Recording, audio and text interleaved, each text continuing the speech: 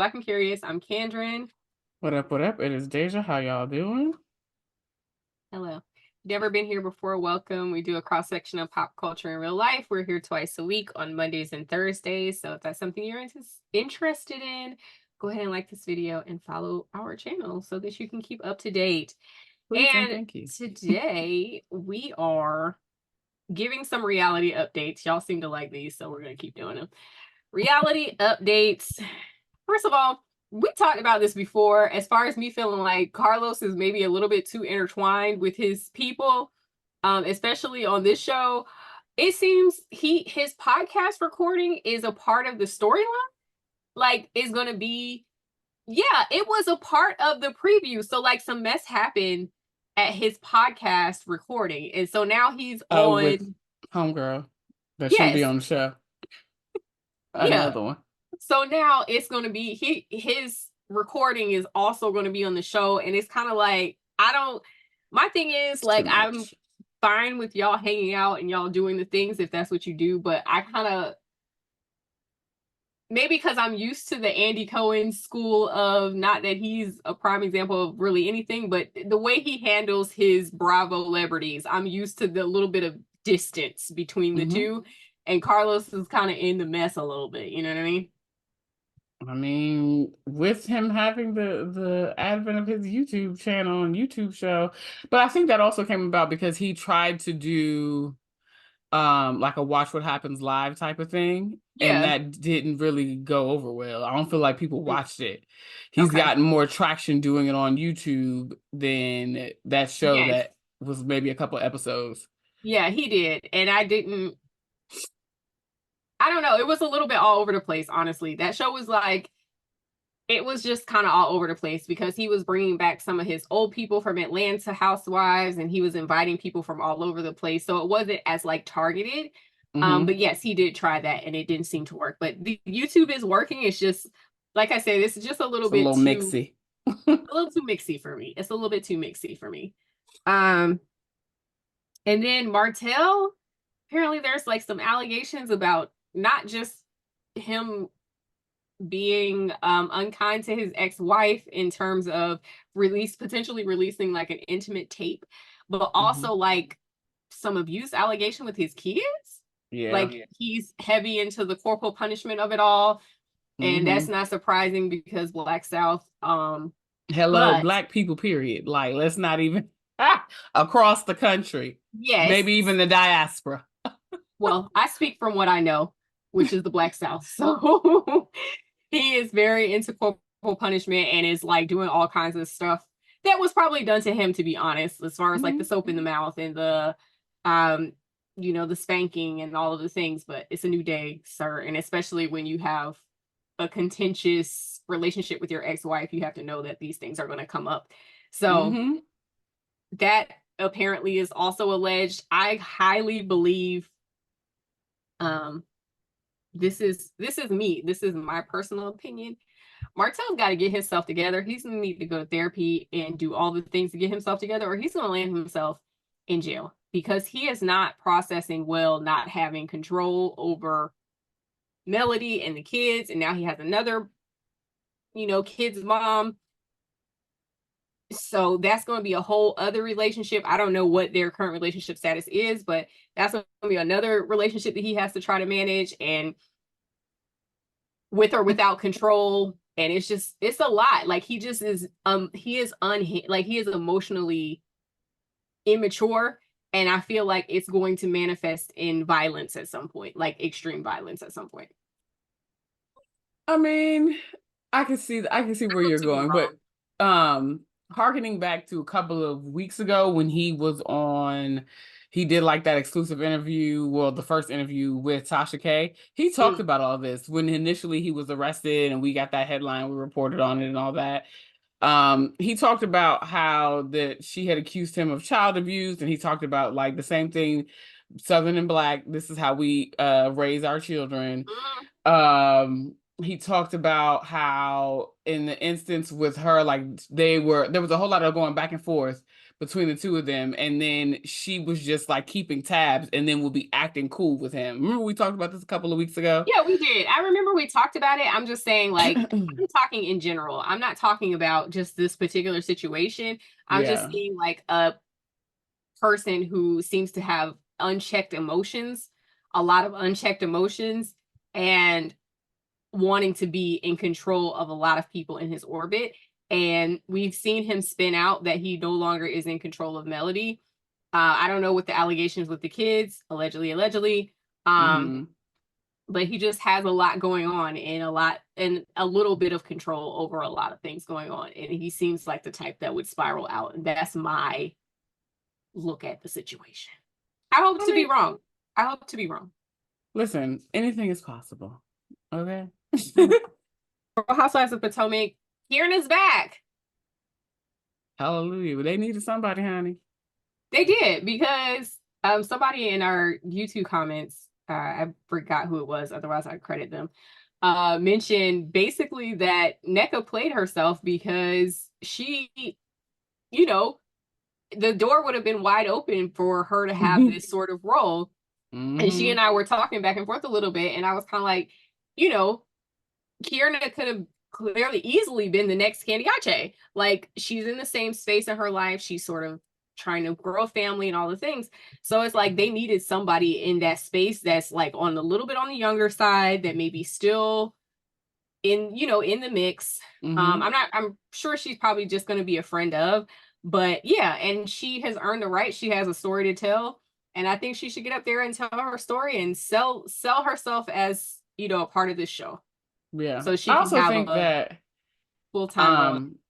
having Keirna a part of the cast, she might be the catalyst to help bring the women together. Because I want to say that to some degree, outside of the reunion debacle with Giselle basically blaming everybody, Giselle and Keirna had like a cordial, like friendly relationship. Yeah, So I I can could see that. see her being able to be the person to bridge the gap between the girls, because at this point it is not looking good. Yeah, I can totally And see that. And I hope that to be the case. yeah, same. I think they're actually filming now. That's what I saw Yes, I online heard in the that too. last week. So we'll see. All right, If cool. there's any drama to come out ahead of time, girl, we'll see. So a few words about Summer House Martha's Vineyard. Are you Girl. So we got 2 episodes real quick. Nick's basketball outfit had me crying. Nick is the breakout star for me this season. He is No, let me take that back. Noelle. Noelle is absolutely the breakout star. Yes. That goes without saying. I That love goes without saying. Noelle, period. But God. She is Nick so has funny showed to me. up. Nick showed up this season. Last season, he was being like a little bit kind of cagey and a little bit dicey. He was just like, I don't know about this guy. But so like, he showed up as classic sketchy side-eye and Leo. Fine. He just showed up as very like kind of sketchy. You're like, what is this guy's deal? And this season, I feel like he has really shown up and like been a bright light in the cast to me. Yeah. Because and like he's actually in on the joke. That's what it is. It feels like he's in on the joke this season. Like last season, it felt like he was trying not to make a fool of himself.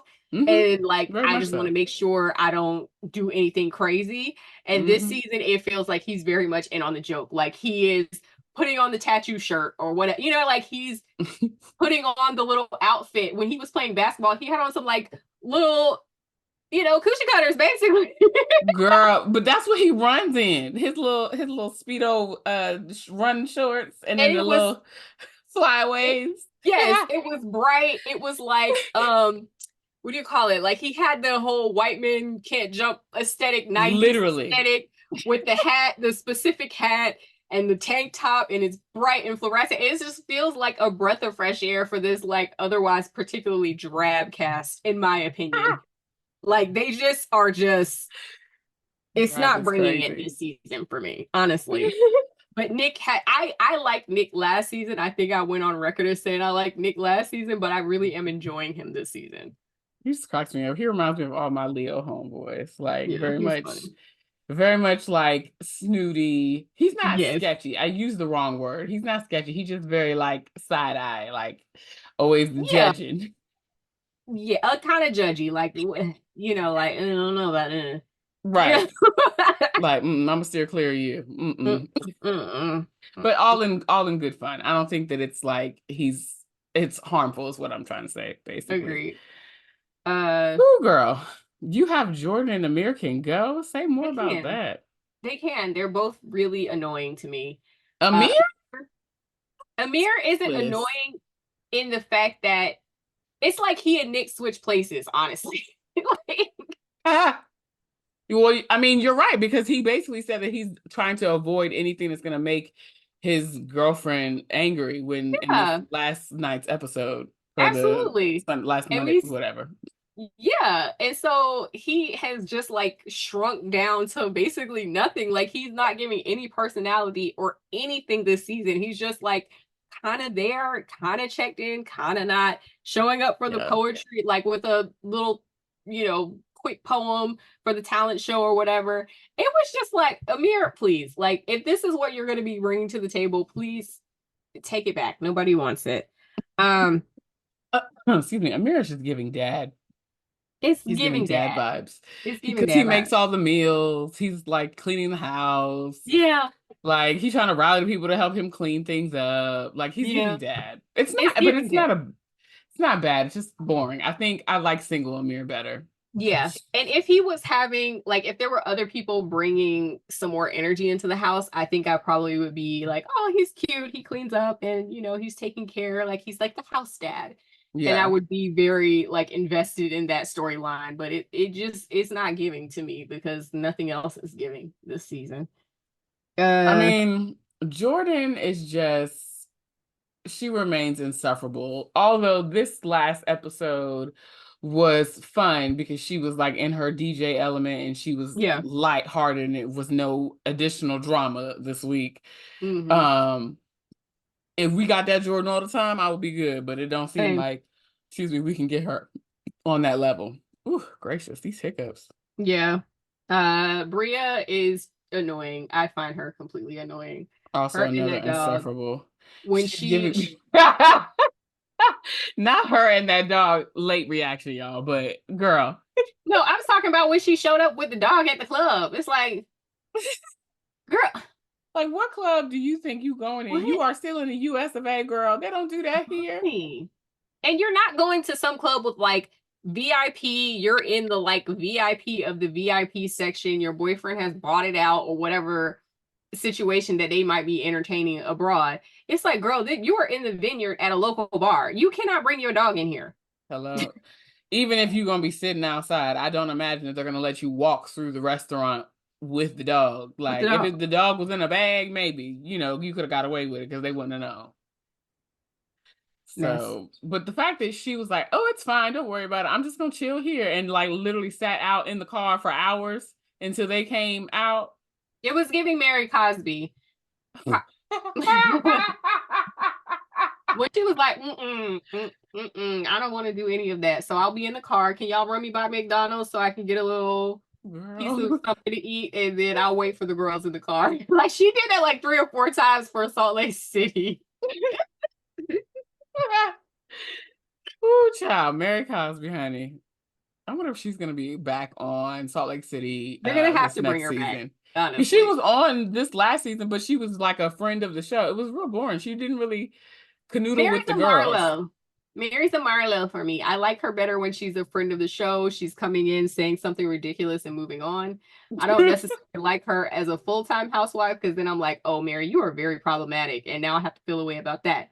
But just enough to start some mess or just enough to keep the party going. I just want to know what Crack the me up a little dynamics bit. with her and her granddaddy husband. Yeah, but see, like that we didn't get into that because she's a friend of, like, who cares, you know? So it's like it's better. Yeah, She's better as a friend of. She's a Marlowe for me. Jasmine finally Jasmine's announced she was yeah. pregnant, which is like everybody was like, "Duh, girl." Not only that, but beyond the duh, it was kind of like when they realized how much she was sucking in the baby. I'm like, girl, that you got some serious abs going on, girl. Because I that didn't even know belly you could was suck in that much. hello. That's what I'm saying. I'm like, damn. When she finally relaxed and like I was you, like, she "Ooh." literally had a bump. I'm like, oh wow. I was like, wow, that's a lot of wow. The abs was strong. Doing that all day long, like, girl, you gonna push that baby out in no time flat. I was like, ooh, good lord. So let's get to this most recent episode. Yes. One of the things at Preston's gathering, I forgot what he was calling it. It was the kickoff before the Freaknik night that Jordan was planning. You had It's like a Mariah cocktail party. come. Yeah, you had Mariah come and you had the other idiot come. I don't even remember his name, and it's irrelevant at this point.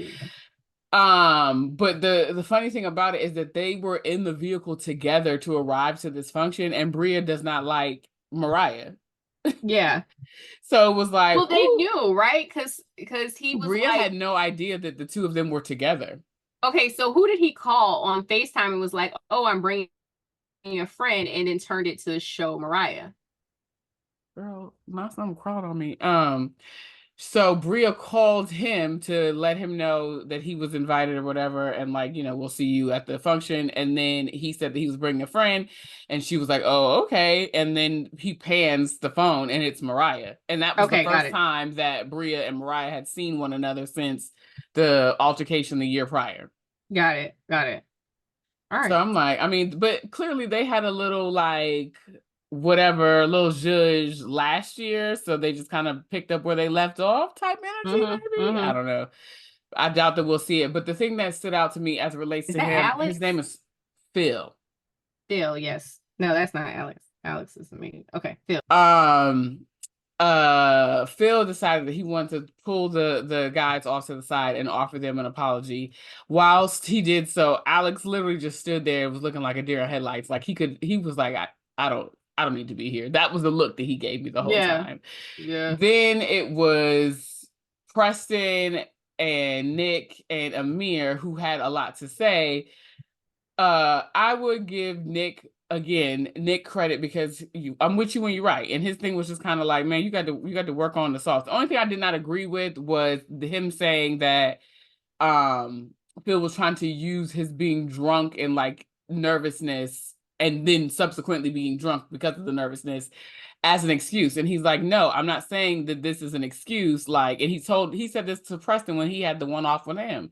Like, it's not an excuse, but this is what happened and why it happened. Right. Like, I don't understand why do people it just missed me with it's one thing if you are encountering a person and they act shitty towards you and this is a regular occurrence. Like that's just your behavior. This one-off time when you meet someone that you don't know and they don't know you and they get drunk because they're nervous beforehand coming into this environment, like you can't just accept that, okay, they did a little too much with the sauce. Yeah, I think I agree with you. I do agree with you. I think like you have to give grace, but what he did was very like particular, and he did it in Nick's bathroom. So agreed. He was kind of like that's not even something like a normal drunk person would think to do. Like a normal drunk person might be trying to argue with you. They might be, you know what I mean? But like it was very particular. That's all I'm gonna say. So I don't fault Nick for being like, girl, you can't blame everything on the liquor. Like some of that shit is just there because it's who you are. But I'm willing to show up and give you an extra, like I'm willing to hang and, give you another chance or whatever. Yeah. I'm just like, you got to give the man a little bit of grace, child. He clearly was sauced up because he was arguing with everybody. He definitely was that. Oh yeah, and then Bria and what's the girl? What's Jasmine's friend name? Mariah. So Bria and Mariah had a little kumbaya moment as well, so that was nice. Which was that I am happy that they had it, but then it was like there was a whole lot of cut twos from one angle to the next, and like Amir just completely avoided her and just was like, I don't owe you anything, and like had this stank attitude towards her, but he was the one that caused the melee from the start. So it's like it was just too much for me. Looking at them, I understand both sides of the situation. Amir said on television that he was the one that made the mistake. He may not have ever said anything directly to you, which is an issue, but he said it on camera. So what more did you expect for him to do? I think she just expected an apology, like, just like, hey, damn, my bad. Like, I feel like sometimes people think you want something more than that, but sometimes it's just the acknowledgement of like, yo, whoops.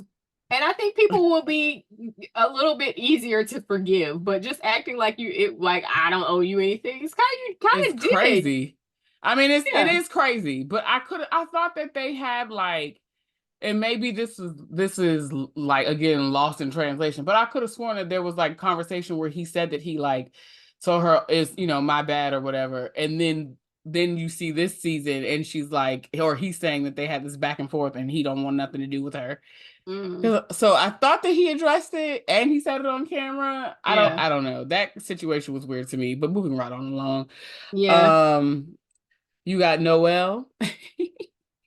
Yeah. Well, I had the couples weekend Freaknik Party, which really didn't give much to me yet. Hopefully the couples weekend can get started or something next week. Hopefully we see a little bit of something, because the one thing I would say is I don't like Amir's girlfriend, and I can see why the girls were like that met her already were like they didn't like her either.